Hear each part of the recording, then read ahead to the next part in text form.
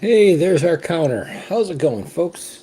Welcome to another Drink and a Wink info review. I just did one last night, and I presented this new idea of what we're going to call the PERMASCORZ. I'm not sold on that name. I might lose it before we get into the series, but we're going to talk a little bit about this concept of permashelf. What is on my shelf all the time? Not meaning, the ones that I have around for mixed drinks and all that kind of stuff, but the ones that when I see we're getting close to the end of the bottle, I'm already looking to see if I can get another one on sale or just grab another one. I started going through this yesterday and started kind of pick and choose which ones I would name. These are always changing, and over the years, sometimes one is on my shelf for a long time, and then it kind of fades away. The one that I talked about yesterday, which was a bourbon, MB Roland. I was kind of looking around today to find it. Still very hard to find, but I did find a couple of locations. If you watched that video last time, you're a bourbon nut and you want to get $60 bourbon at at a full proof barrel strength, check out that MB Roland, just a straight bourbon that they have. Here in Chicagoland, I'm going to do a little hunting because I'd like to grab another bottle at some point. A couple of binnies, just a couple, have it left. But that's not what we're going to talk about. But related was the gentleman, Mike R., who hit me to that. He might be watching, or he might watch it tomorrow, depending on how late he's up tonight. Mentioned in the comments there one of his permashelves, and it just turned out that it is one of ours as well. We're going to go blended Scotch word here, but still in the bourbon area, and I'll explain that in a second. We're going to talk about a blended Scotch that we have had ever since I bought it. We've never been without it. I buy a new one whenever this is running out. This is a Dewars 12. Now, we've got a long history on this one. I've got the 21 year hidden back here. I might talk about that for a second as well. But we've talked about the mass market, big name blended scotches that we're more familiar with, even if you're not a big Scotch fan. We have Johnnie Walker. We've talked about that. Dewars is maybe in the second tier, but probably actually Chivas Regal is in the tier there. Cuddy Sark is in there. Ballantine's on the cheaper side, although they have aged ones that people like a whole lot. In those brands, those big major name brands, usually owned by bigger parent companies, I am a Dewars fan out of those five. I've bought a lot of Dewars over the years. I've had multiple bottles of all three of their bottom core ranges, which is the white label, which I just have in a big handle that I use for if I want something to make a highball or throw a cube in. It's my go-to if I'm out and there's not much of a selection, or I just want to have a nice little Scotch drink. The 12-year-old here, we've had, like I said, we've had more bottles of 12 than anything else. The 15-year, which comes in the kind of squared off metal container. That one we've had a couple of bottles of. The Smooth series, I think I got all of them over the years, which was a more recent offering. We have this 21, and they have quite a few different ones. I think there's I don't know if it's 18-year-old I haven't had. They have a whole bunch of different ones. We'll talk about that later. I'm not going to get real heavy on the whole Dewars lore. I'm just going to talk about this permashelf here. Okay. So another reason why I like Dewars is it seems like when they brought on Stephanie McLeod, or they elevated her to master blender, she really took charge, and I think she saw the landscape of the rest of these companies I've just mentioned and didn't see a whole lot of innovation happening. I mean, Johnnie Walker would occasionally put something out new, to varied success. They put out a Jane Walker for a little while, which we actually liked, and then they've dropped that. Their newest one, which is the black cask, I've reviewed recently. That ship has already sailed on me. I hunted around for it, and it's a little too. Yeah, I don't know. I'm not a big fan of Johnnie Walker's innovations. They don't do that many. When they do, they're kind of sometimes a little bit weird, or not, differentiating enough. But she seemed to really kind of kick into things to high gear, and didn't always go for this is going to be the mass market thing. When she came out with the Smooth series, we're talking about aging with finishing in rum casks, mezcal cask, Portuguese or port, which is pop. That's been done before. Sherry, apple brandy, Calvados casks. It was a cool series. I liked them all, some more than others. But it was a $21, $22 8-year-old blended Scotch whiskey. There you go. Gave us a lot of offerings, and getting those the taste that we wouldn't get, and something at that price point. 12, though, kind of now I think is their kind of their flagship. They haven't done anything with the 15-year-old quite a bit. The white label just remains. They're not going to change that because nobody wants that to change. All right. 12-year-old, they did something differently. So in the past, the white label was just the white label, and then the 12 was called the Ancestor, and the 15-year-old was called the Monarch. And the bottle really had an older version of this part of the label. And then 3 years ago, they added this double aged element, okay, which they do in a lot of their whiskeys. But what they did is they changed that to aging in first fill ex-bourbon casks. I'll explain that in a second. So that was a big change because you have something that everyone is a big fan of, and you change some things. Sometimes people don't like it. What they didn't do is they didn't change the price, which was I thought very interesting. Now, like all Scotch whiskies, has gone up, but the Dewars 12-year-old is a $32.99, somewhere in that range. Often get it on sale. That is coming in about $6-7 cheaper than Johnnie Walker's 12. Okay, I'll drink this all day. Okay, Johnnie Walker's 12 has its place, but I will take this one all day. Because it used to be a little cheaper, but they bumped it up a couple of prices. But that, along with the Scotch whiskey, increases terror. I won't get into that. So what are we talking about here? So double aged. Okay, so this is kind of interesting. This process is all very different. Okay, when they make whiskey, okay, so first of all, they're making whiskey. This blended whiskey is a combination of over 30, some say up to 40 combos of grain whiskey and different malts. Now, they also own, or this all falls under the distillery Aberfeldy, who makes some of the stuff that is in here. Okay, Aberfeldy in recent years has now been releasing more and more core range, actually just single malt scotches. But it's a big combination, okay?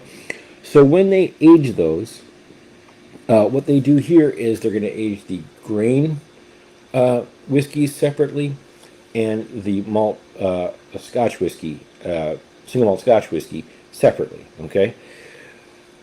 Then they blend those together, and usually in most bottlings, that's what you get. Okay, here what they're doing is after they put those together, okay, then they're adding it to a finish aging in these first fill bourbon casks. So that's where we get the double aging. The 21 double takes that a section further, because what they're doing is they're aging some of their grain in ex-sherry cask, boom, boom, boom, some in ex-bourbon. Same thing for the malt, and then they blend them together, and then they actually finish it in another sherry cask. So that's what double aging means. Just for contrast, Canadian whiskey does it that way in a lot of their whiskeys, where they will age everything, like the J.P. Weiser over there. They'll age everything separately, and then blend it together in that way, versus making the distillate, blending it all together, and then aging it. Okay, so if you think of it this way, if I'm aging, well, I'm just going to let something sit in it for a while. But we have grain whiskey here, made from corn, and we have malted barley. We let that age. They all reaches the 12-year level. That's what Dewars is doing. And then after they put it together, they marry it further by aging a little further. The difference was the first fill. So what that means is they are using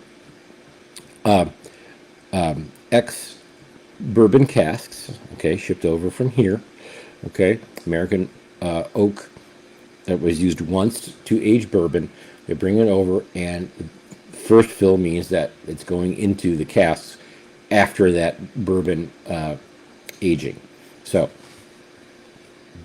bourbon, like all these, are aged in American oak casks. They take them apart, they ship them to Scotland, boom.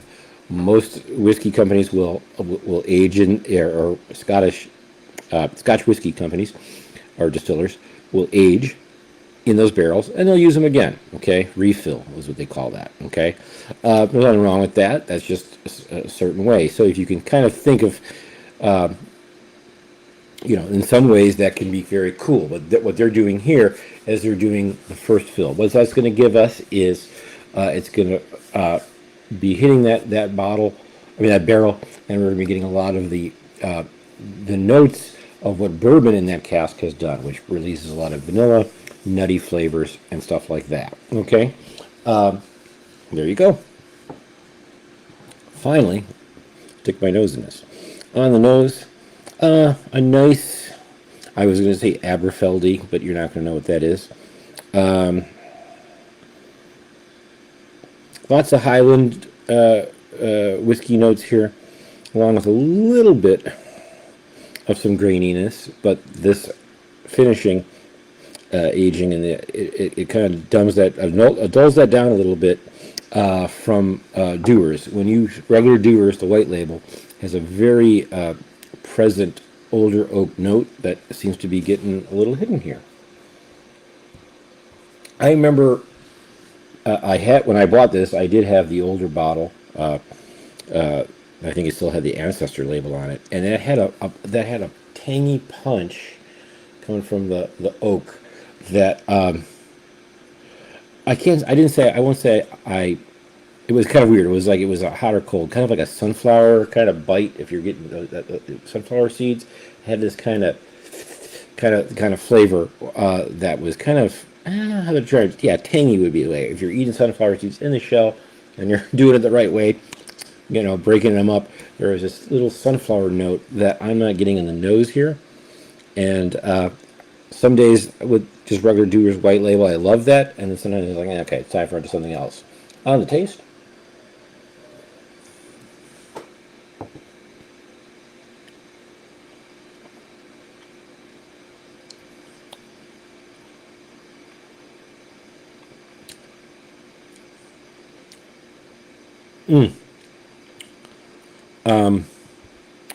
There is a little bit more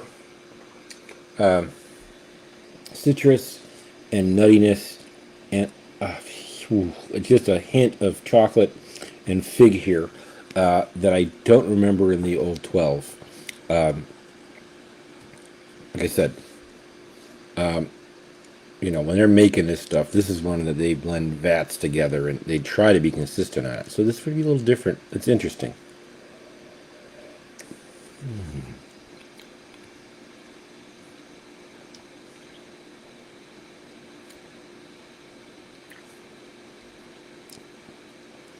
So I'm smiling because as my tastes change, let's not say I don't like this as much. It's to say it's a little. My tastes have changed, and this is not my preference anymore. But we'll talk about what it is. $32 whiskey at 12 years here. You try to get. It's very tasty. What's interesting is some of that aging has also dumbed down or knocked down the slight hint of peat smoke from, they use one peated whiskey amongst these many different blends, give it just a hint of smoke. Johnnie Walker uses a bigger quotient of that they use Kalila. I'm not going to pull the bottle off, but because you're not going to be able to smell it through the Facebook. And this first fill, I don't remember it ever being smoky, but it's interesting. It's mingling a little differently from the old one. If you haven't had the old one and you don't know what I'm talking about, then you'll be happy with this if you like blended Scotch.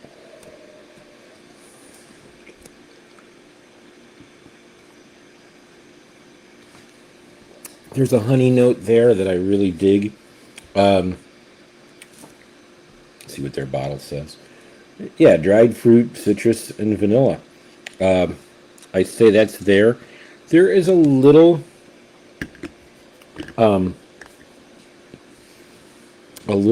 more sweetness than I remember, especially on a finish. I remember 12, the old 12, used to get very oaky and kind of very dry on the finish. Okay, after I take the drink, after I start talking again and gabbing away, okay, I'd get this kind of chalky, almost oak, not chalky. I'm like Megan is like it was choking me. Yeah, you know what? Yeah, a little bit of a drying kind of like the feeling you drink when you drink a very dry white wine. That kind of like okay, and that's gone from this now, which again, in certain settings, I think that's great. Maybe other times I kind of like that kind of dry feel.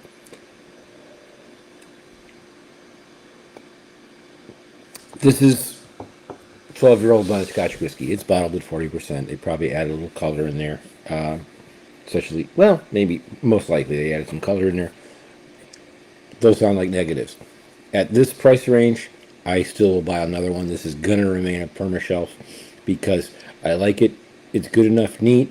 Throw an ice cube in there. You can drink it all day. This would be really good in highballs and all those kinds of things.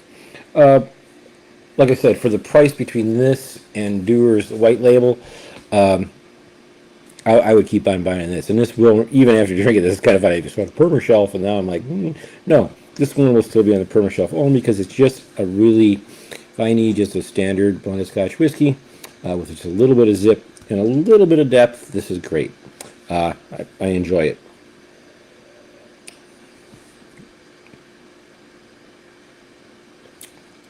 My only thing about all this kind of stuff well, it's going to be the same thing as what we talked about, the black cask from Johnnie Walker. And that might have been an answer to this, okay?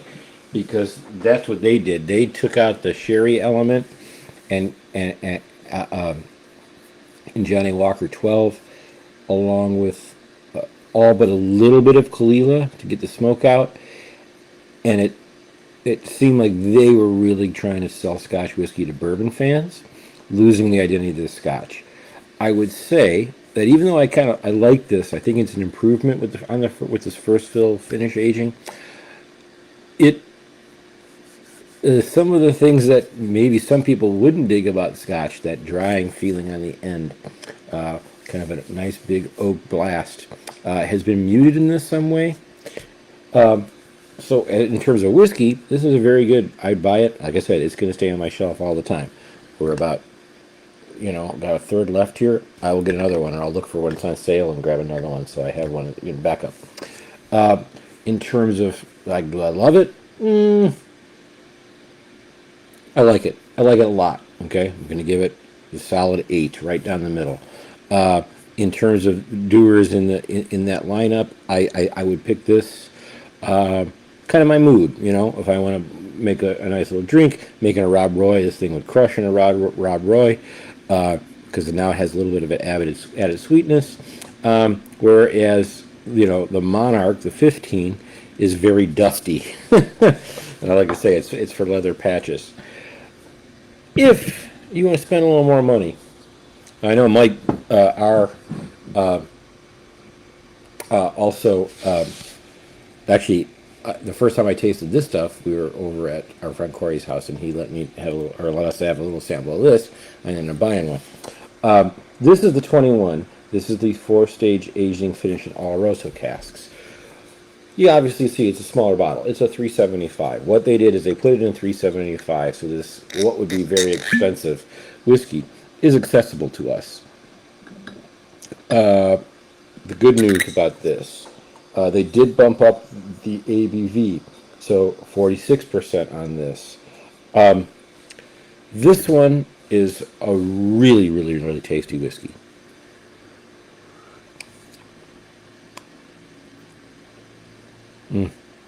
The Oloroso sherry ending here gives it a little bit of depth, more fruity notes, but dark fruit, a little more chocolate vibe. These aren't comparable, but if you here's the thing that's going for this. When this came out, they do a double age. I think there's 21, 27, and I think there's one that's even older. When they came out, like I say, this is a really unique bottle. They came out, and I think this one was $60.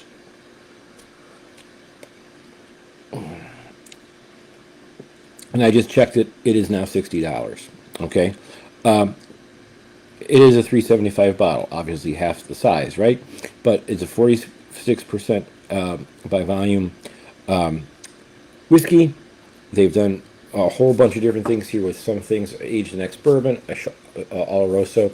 If you want to go into the next tier of blended Scotch whiskey, I'm going to give this one a nice big shout out. We bought this a few years just as a spur of the moment anniversary present. I can't remember when, but it didn't coincide with her 21st wedding anniversary. We bought that beforehand. We could have worked it out, but whatever. This is a very tasty one.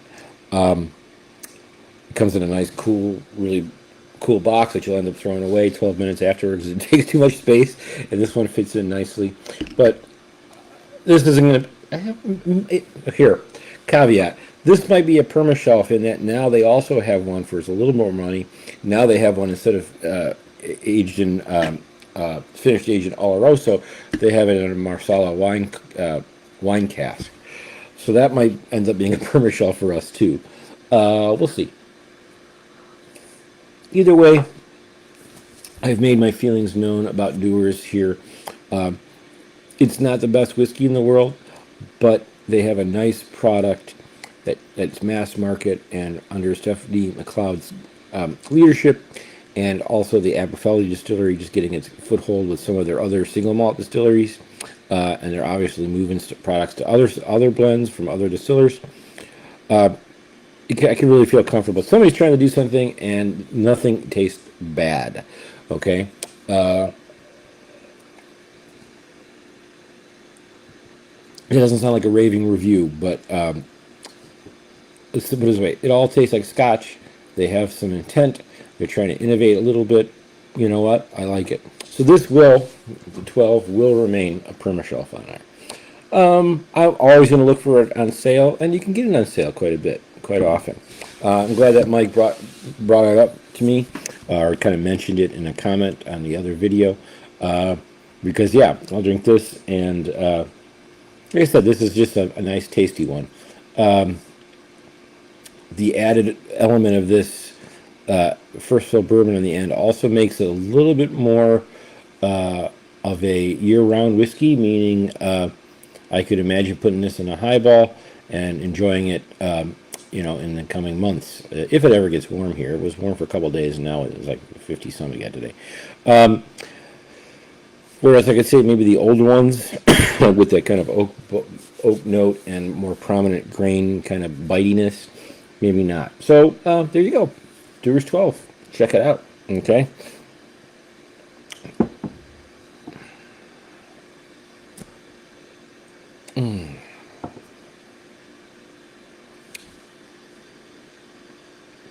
I can't believe that it's been 3 years since they changed this. I looked and checked, and yeah, it was like 3 years ago, September, and they made this change. Anyway, check out their website too. I think my next thing is I'm going to try to get that. They have like a kind of a fancy, fancy. They have kind of a special bottling of a 19-year-old. I'm going to have to look up for that for. So I'm going to be looking at a lot of Dewars. All right, folks. So Scotch. Next thing up, I think we're going to talk about in our PERMASCORZ series. Let's see, we did it blended. Oh, I know what I'm going to do. I'm going to do a single malt Scotch. The old worm tub favorite. We'll talk about a more recent permashelf. We're going to talk about Craig Alecky 13 again. I'm already looking forward to drinking that. Matter of fact, I might put this Dewars away and try Craig Alecky 13. And they're related in flavor profiles. Just Craig Alecky 13 is much better. So we'll talk about that soon. All right, worm tubs. All right, look it up if you need to know what it's all about. It's very fascinating. All right.